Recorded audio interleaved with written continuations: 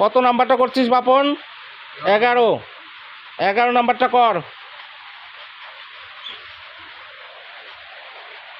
সবাই ভালো করে দেখবি, বুঝবি, না বুঝলে বাপনকে জিজ্ঞেস করবি, না পাল বাপন আছে, আমি আছি, বুঝিয়ে দিব। বাপন দেখ কি সুন্দর পড়াশোনা করে, অঙ্ক বোর্ডে করে দিচ্ছে, তোরাও পড়ে আসবি সবাই।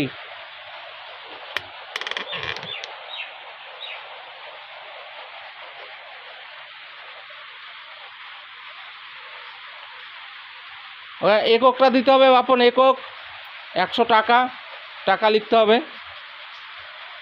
ছাড় 15 টাকা হলে বিল 100 টাকা। ছাড় 1 টাকা হলে বিল কত? তাহলে 100/15 হবে।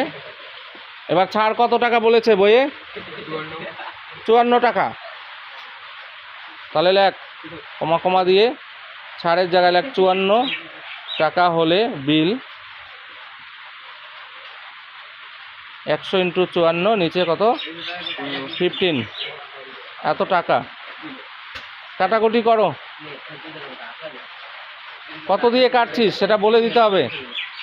3 দিয়ে কাটলি, 3 × 5 = 15 আর 3 × 18 = 54। এবার 5 দিয়ে আবার দেখো, 5 দিয়ে এখানে 100কে কাটা হয়েছে, 5 × 20 কত? 100।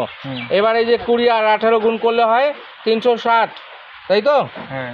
20 × 18 করলে কত হচ্ছে? 360, এত টাকা।